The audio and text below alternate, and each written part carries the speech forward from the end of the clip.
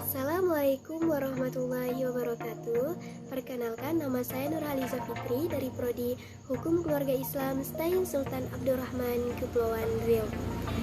Alhamdulillahirrabbilalamin. Wabihi nasta'in wa ala umuri dunya waddin. Wassalatu wassalamu ala asrofil anbiya'i wal mursalin wa ala alihi washabihi rasulillahi ajma'in. Amma ba'du.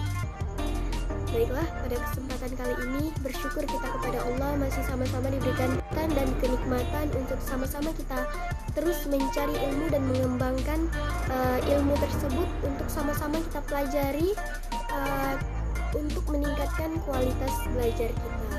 Yang saya hormati Ibu Zulfaudiani selaku dosen pengampu saya pada mata kuliah Hukum Keluarga Islam di Dunia. Baiklah, pada video ini saya akan menjelaskan hukum keluarga Islam di dunia, yakni di Mesir. Di dalam bahasa Arab, hukum keluarga disebut al-ahwal al-syasyiyah. Ahwal yang berarti keadaan, sedangkan al-syasyiyah yang berarti pribadi atau perseorangan.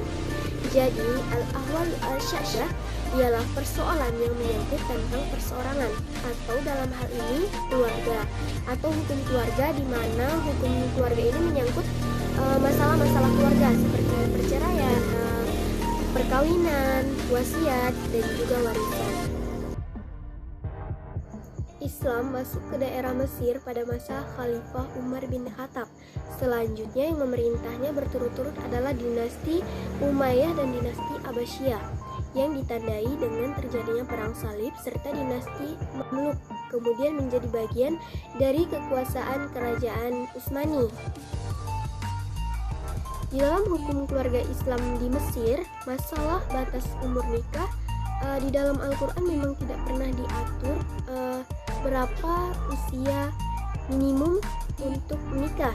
Namun demi terciptanya kerukunan, para pakar hukum Islam di Mesir menetapkan dalam undang-undang tentang usia minimum pasal 99 ayat 5 tahun 1931 bahwa usia pernikahan bagi pria minimal 18 tahun dan bagi wanita 16 tahun.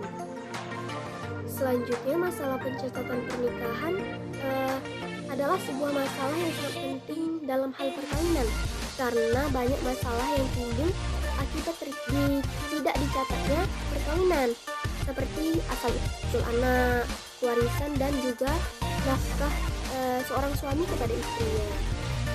Jadi masalah-masalah ini adalah yang menyebabkan Mesir melakukan usaha untuk melakukan pencatatan pernikahan sejak terbitnya ordonansi tahun 1980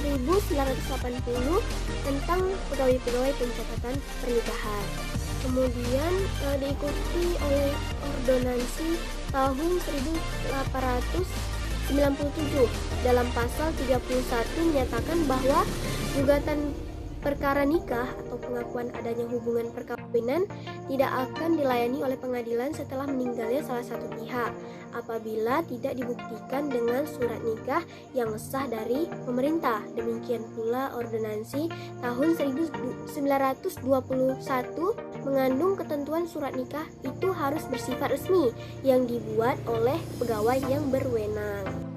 Selanjutnya tentang masalah cerai di depan pengadilan. Dalam hal masalah cerai di depan pengadilan ini, Mesir tidak memberlakukan mazhab Hanafi, akan tetapi Mesir memberlakukan mazhab Maliki. Hal itu ditandai dengan adanya Undang-Undang tahun 1920 dan Undang-Undang tahun 1929, yakni isinya istri boleh meminta pemutusan perkawinan. Dua undang-undang ini mengakui hak wanita untuk meminta cerai karena suami tidak memberi nafkah, menghilang selama 1 tahun, penjara selama 3 tahun dengan berkeluarga hukum tetap dan tidak bisa lagi melayani nafkah lahir dan batin. Selanjutnya masalah kewarisan. Mesir dalam hal ini mengatur dalam pasal 76, 77 dan juga 78 tahun 1946 yang menyatakan bahwa seorang anak yang lebih dahulu meninggal dunia dan meninggalkan anak pula, maka si cucu itu menggantikan ayahnya dalam mewarisi kakek atau nenek dengan cara memperoleh wasiat wajibah tidak lebih dari sepertiga harta tersebut. Selanjutnya masalah poligami. Dalam hal ini Mesir kembali ke Al-Quran yang terdapat dalam Quran surah An-Nisa menyatakan bahwa syarat kebolehan poligami bisa berlaku adil. Kalau tidak bisa, poligami haram karena menimbulkan kesakitan dan memberikan istri terdahulu hak minta pemutusan perkawinan kepada hakim sesuai dengan mazhab Maliki.